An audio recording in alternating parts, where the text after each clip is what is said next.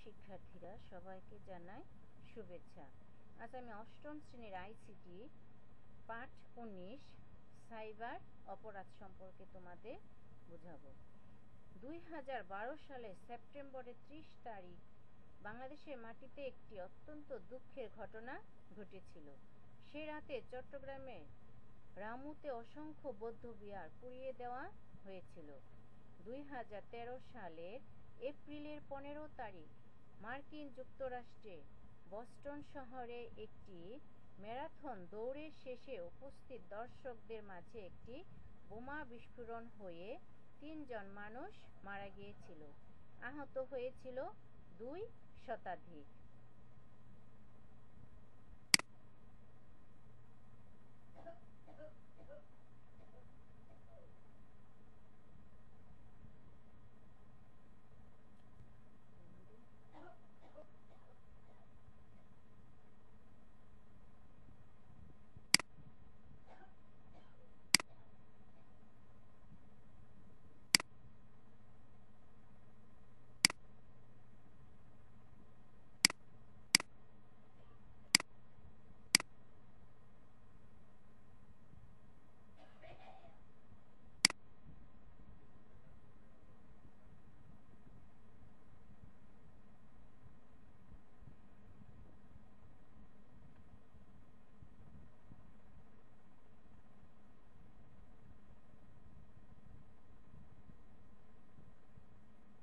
দুই সালের জুন মাসের 9 তারিখ নিউ ইয়র্ক টাইমসের একটি সংবাদ প্রকাশিত হয়েছিল, যেখানে বলা হয়েছে সিটি ব্যাংকের লক্ষ লক্ষ গ্রাহকের ক্রেডিট কার্ড নম্বর ও তার গোপন তথ্য প্রকাশিত হয়ে গেছে, যে কারণে অসংখ্য মানুষের টাকা পয়সার নিরাপত্তা এখন হুমকির মুখে।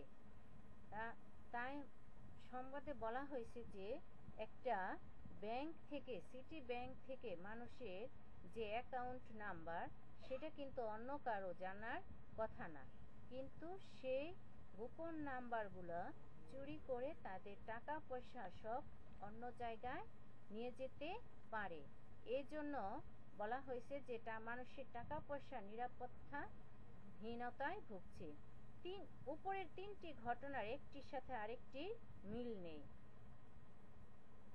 মনে হলেও আসলে প্রত্যেকটার পিছনে কাজ করছে সাইবার অপরাধ। রামুর বৌদ্ধবিহার ধ্বংস করার জন্য মানুষের মাঝে ধর্ম বিদ্বেষী মনোভাব তৈরি করার উদ্দেশ্যে একটি আপত্তিকর ছবি ইন্টারনেটের সাহায্যে ছড়িয়ে দেওয়া হয়েছে। সেটা দেখে যেন মানুষের মনের মধ্যে বিদ্রোহীর জন্ম নেয় এবং ধর্ম সম্পর্কে, যে এক ধর্মের মানুষ আরেক ধর্মকে সঠিকভাবে চলাচল করতে দিচ্ছে না, ধর্ম পালনের বাধা সৃষ্টি করছে, সেটা বোঝানোর জন্যই ইন্টারনেটে এ ধরনের ছবি ছাড়া হয়। বস্টনে বোমা হামলার জন্য ঘরে বসে বোমাটি কিভাবে তৈরি করা যায় সেটি হামলাকারী ইন্টারনেট থেকে শিখে নিয়েছে। তাহলে তাকে কোনো জায়গায় যাওয়ার প্রয়োজন হয় না, ঘরে বসে বোমা কিভাবে তৈরি করা যায় সেটা সে শিখে নিয়েছে। ক্রেডিট কার্ড নম্বর বের করার জন্য দুর্বৃত্তরা কোনো একটি ব্যাংকের তথ্য ভাণ্ডারকে হ্যাক করেছে। তথ্য প্রযুক্তি এবং ইন্টারনেটের কারণে আমাদের জীবনে অসংখ্য নতুন নতুন সুযোগ সুবিধার সৃষ্টি হয়েছে। ঠিক সেই রকমেরই সাইবার অপরাধ নামে সম্পূর্ণ নতুন এক ধরনের অপরাধের জন্ম হয়েছে। তথ্য প্রযুক্তি এবং ইন্টারনেট ব্যবহার করে এই অপরাধগুলো করা হয়। ইন্টারনেটের মাধ্যমে আমরা যত অন্যের নাম্বার হ্যাক করা, অন্যের আইডিতে ঢুকে যাওয়া, বিভিন্ন ধরনের বড় বড় ধরনের অন্যায় কাজ করা নেটের সাহায্যে, এগুলোকে বলা হয় সাইবার অপরাধ, যা আমরা নেটের সাহায্যে সারা বিশ্বের মানুষের সাথে এই খবরাখবর অন্যায় কাজ করতে পারি। এবং অপরাধীরা সাইবার অপরাধ করার জন্য নিত্য নতুন পথ আবিষ্কার করে যাচ্ছে।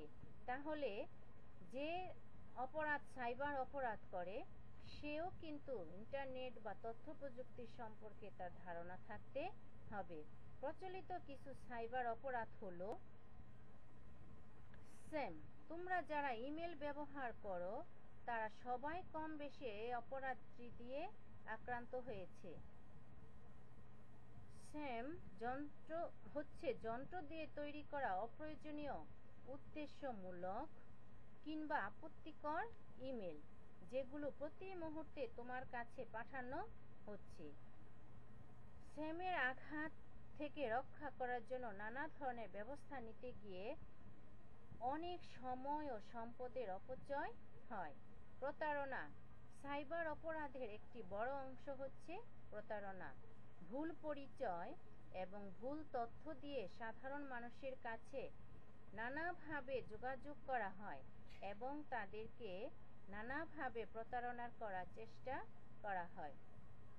যেমন ইমেল বার্তায় লটারিতে বিপুল পরিমাণ অর্থপ্রাপ্তির ঘোষণা।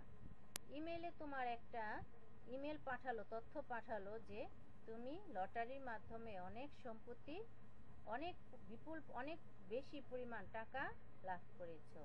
তাহলে এইটা হলো একটা প্রতারণা, এবং বলা হলো যে এত টাকা নিয়ে আসলে, এত টাকা দিলে তাহলে এই টাকা পাওয়া যাবে।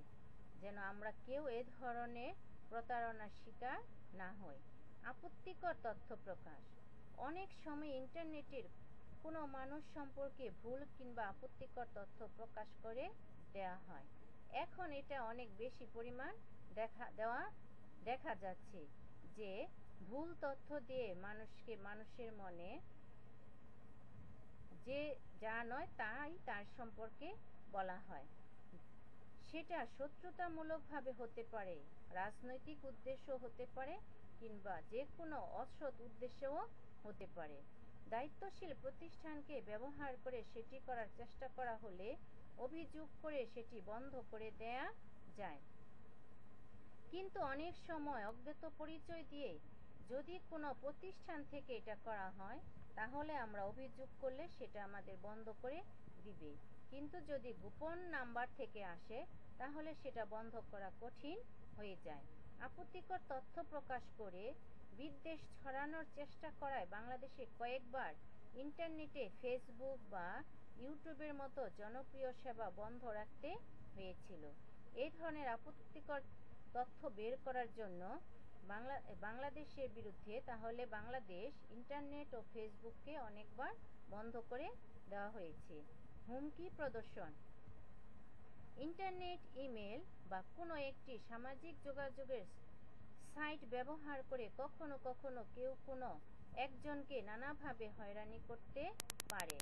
ইন্টারনেটে যেহেতু একজন মানুষকে সরাসরি অন্য মানুষের মুখোমুখি হতে হয় না, কারণ আমরা ইন্টারনেটের মাধ্যমে, ইমেল বা ইন্টারনেটের মাধ্যমে কারোর সাথে সরাসরি কোনো কিছু করার প্রয়োজন হয় না, তাহলে যে কেউ আমাকে আমার নাম্বারে ঢুকে হুমকি দেখাতে পারে।